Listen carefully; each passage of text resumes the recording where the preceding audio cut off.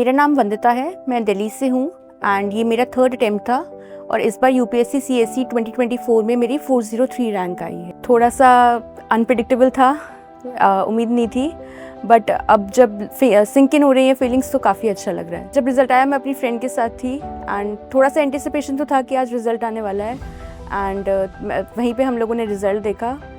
मैंने सबसे पहले अपनी मम्मा को कॉल किया एंड वहीं पे मेरे और फैमिली मेम्बर्स, मेरी सिस्टर, मेरे पापा सब वहीं पे थे। सो सब लोग बहुत ज़्यादा खुश थे। मुझे इतना बिलीव अपने ऊपर नहीं था जितना उन लोगों को था, तो they were very happy about it. Failure एक चीज़ है, मैंने अपनी लाइफ में जब मैं नीट का प्रिपेयर कर रही थी तो मैंने वहाँ फेलियर देखा है एंड उस फेलियर के बाद जब ये सक्सेस आई है तो इसका ज़्यादा इम्पॉर्टेंट रोल भी है और इसका फिर अलग ही मज़ा है।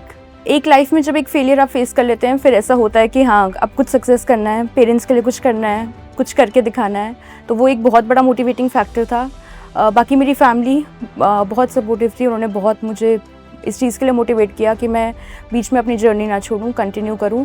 तो आई गेस ये मेरी मोटिवेशन का सबसे बड़े। नीट में मेरे मार्क्स इतने नहीं थे कि मुझे कोई गवर्नमेंट मेडिकल कॉलेज मिलता, सो मुझे वो लाइन छोड़नी पड़ी एक्चुअली। तो इसके बाद फिर मैंने बीएससी करा ज़ूलॉजी ऑनर्स।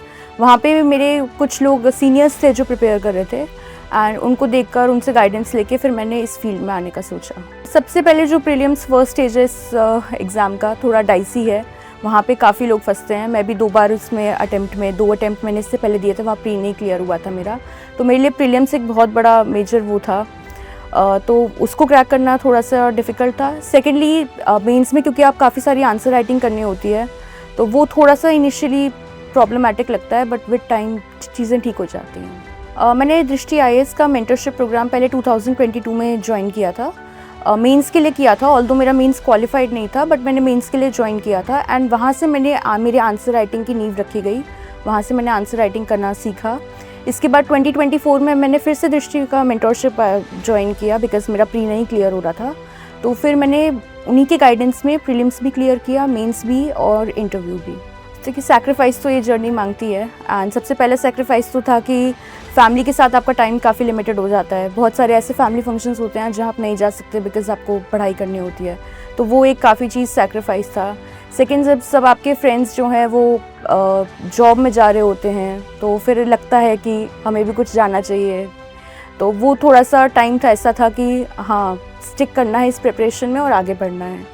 आई गेस इस जर्नी में हर कोई ना 10-15 दिन बाद लो फील करता ही है, बट आई गेस अगर आप सेल्फ मोटिवेटेड हैं, ऐसे लोगों से सराउंडेड हैं जो आपको हर टाइम में पॉजिटिव फील कराते हैं, मोटिवेट करते हैं, या आपके मेंटर्स अगर जो आपको अच्छा गाइड करते हैं, तो आई गेस ये शॉर्ट टर्म फेज होता है ये लो मोटिवेशन और आप देन बैक टू ट्रैक हो जाते हैं। इस प्रिपरेशन में सिलेबस बहुत वास्ट है, प्री का सिलेबस तो बहुत ज़्यादा अच्छा वेल डिफाइंड भी नहीं है, बहुत कुछ पढ़ना है, बहुत कम समय में पढ़ना है और फिर जो भी पढ़ा है उसको अप्लाई भी करना है। तो इस सब के लिए गाइडेंस होना बहुत ज़रूरी है ताकि आप चीज़ों को सही तरीके से पढ़ भी पाएँ और फिर उन्हें अप्लाई कर पाएँ। फर्स्ट ऑफ ऑल डिसिप्लिन थोड़ा सा ऐसा हो जाता है ना कि नहीं ले पाते हैं, बट इस जर्नी में डिसिप्लिन सबसे बहुत ज़्यादा इम्पॉर्टेंट था। सेकेंडली एक एटीट्यूड का चेंज, एक पॉजिटिव एटीट्यूड, हमेशा एक ऑप्टिमिस्टिक एटीट्यूड जो चीज़ थी वो बहुत इंपॉर्टेंट है इस जर्नी में, जो मैंने अपने अंदर चेंज महसूस किया है। फीलिंग बहुत नंब है, चीज़ें सिंकिंग होने में थोड़ा टाइम लगता है, but I guess with time चीज़ें सिंकिंग हो जाएंगी और बिलीव भी हो जाएगा कि हाँ सिलेक्शन एट लास्ट हो गया है। क्या नहीं करना चाहिए, तो एक तो टाइम नहीं वेस्ट करना चाहिए, बहुत ज़्यादा वीडियोस, रील्स और इन सब चीज़ों, सोशल मीडिया से थोड़ा दूर रहना चाहिए। कभी कभी ऐसा होता है हम पढ़ाई के नाम पे बहुत सारे वीडियोस देख रहे होते हैं बट उनका कॉस्ट बेनिफिट एनालिसिस इतना अच्छा नहीं होता है, तो उस चीज़ में अपने आप को रिस्ट्रेन करना चाहिए कि हम सोशल मीडिया में क्या कंज्यूम कर रहे हैं। सेकेंडली अपने ऊपर हर समय डाउट नहीं करना चाहिए, अपने ऊपर बिलीफ रखना चाहिए कि हाँ हम तैयारी कर रहे हैं, मेहनत कर रहे हैं तो हम कर सकते हैं।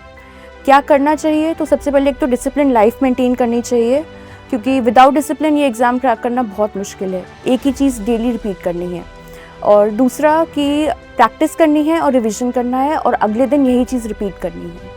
सर एग्ज़ाम तो अनप्रेडिक्टेबल है एंड होना भी चाहिए, इतने प्रेस्टीजियस जॉब के लिए एग्ज़ाम है, बट अगर हमारी प्रिपरेशन अच्छी है, हम रिवीजन कर रहे हैं, हमने प्रैक्टिस अच्छा किया है, तो इस अनप्रेडिक्टेबिलिटी को हम काफ़ी हद तक कम कर सकते हैं और अपना सिलेक्शन सिक्योर कर सकते हैं। For more informative content, like, share and subscribe, and do not forget to press the bell icon to get the notifications.